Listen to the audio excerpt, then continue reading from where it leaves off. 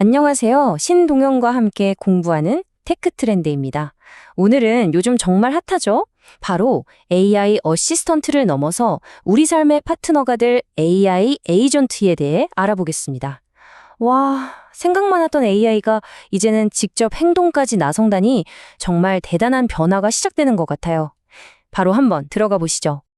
자, 오늘은 이 흥미로운 여정을 5단계로 나눠볼 건데요. AI 에이전트가 대체 뭔지부터 시작해서 우리 삶과 일에 어떻게 쓰이는지, 그리고 이게 또 팀을 이뤄서 움직인다고 하거든요.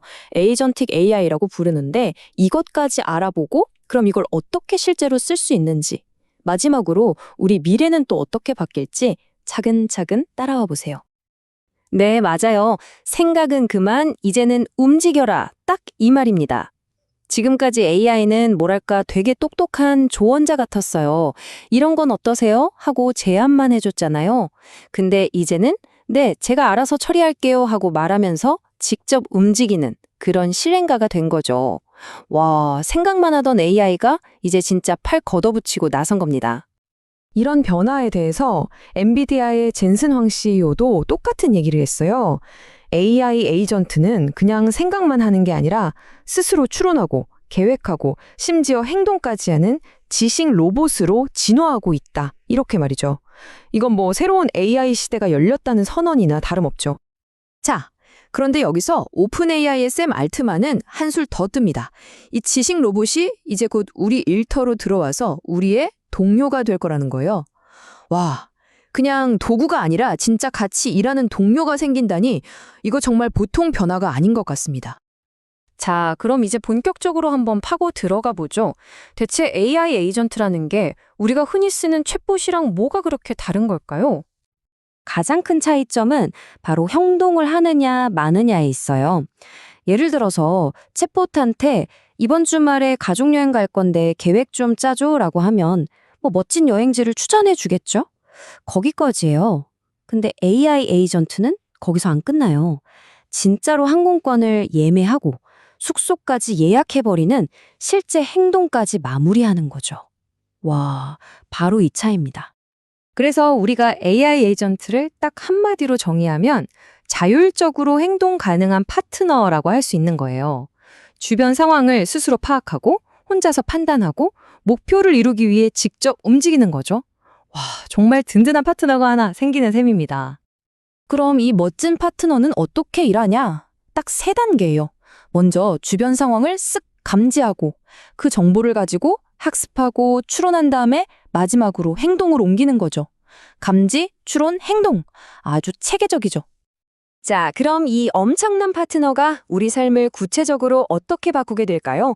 이제 우리 개인의 삶과 또 직장에서의 업무, 이 2가지 측면에서 한번 살펴보겠습니다.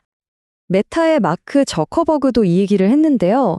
AI 에이전트는 크게 2갈래로 발전할 거라고 봤어요. 하나는 우리 개인의 능력을 엄청나게 키워주는 개인용 파트너.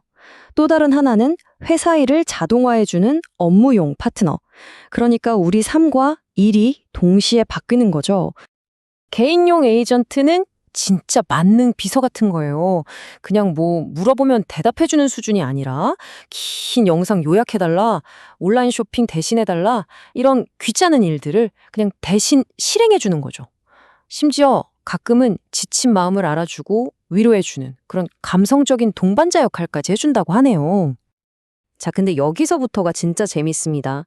이 똑똑한 AI 에이전트들이요, 이제 혼자서 일하는 걸 넘어서 마치 어벤져스처럼 팀을 이뤄서 움직이기 시작했다는 거예요.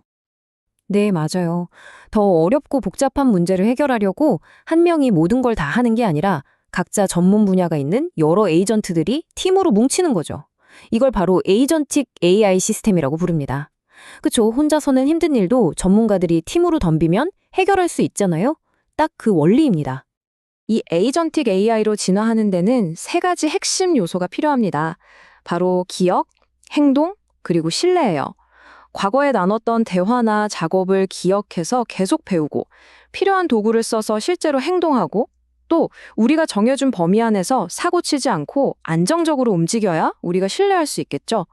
마이크로소프트도 바로 이 세 가지가 시스템으로 묶여서 돌아가는 게 에이전틱 AI의 핵심이라고 강조했습니다.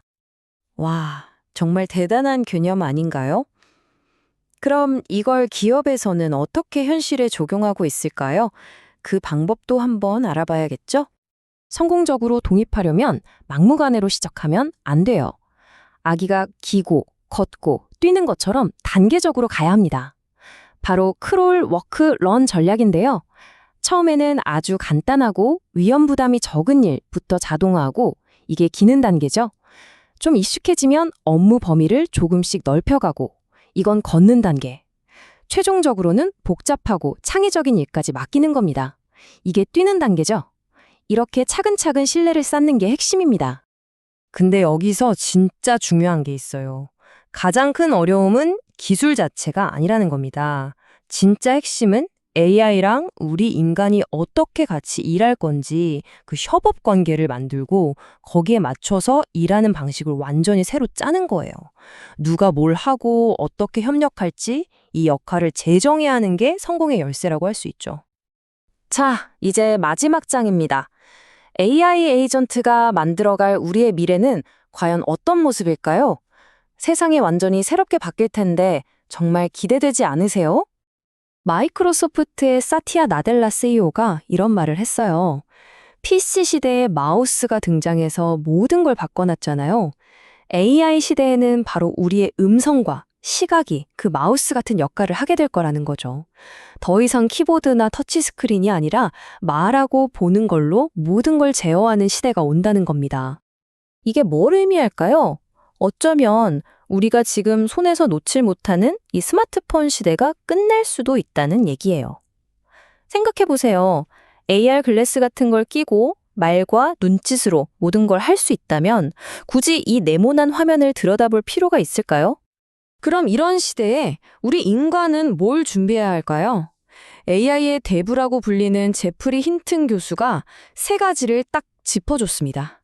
첫째, 여러 분야를 넘나들면서 아이디어를 연결하는 다양한 경험. 둘째, 계속해서 왜? 라고 묻는 호기심. 그리고 마지막으로 나를 뜨겁게 만드는 열정과 목적입니다. 자, 오늘 AI 에이전트와 에이전틱 AI에 대해 알아봤는데요. 핵심 내용 다시 한번 정리해 볼까요? 첫째, AI는 이제 생각만 하는 게 아니라 직접 행동하는 파트너가 됐다는 거. 둘째, 이 파트너는 일할 때만 쓰는 게 아니라 우리 개인의 삶까지 바꿔놓을 거라는 거.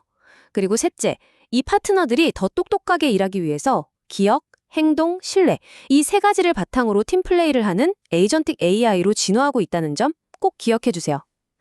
자, 그럼 마지막으로 여러분께 이 질문을 던지면서 마무리하겠습니다.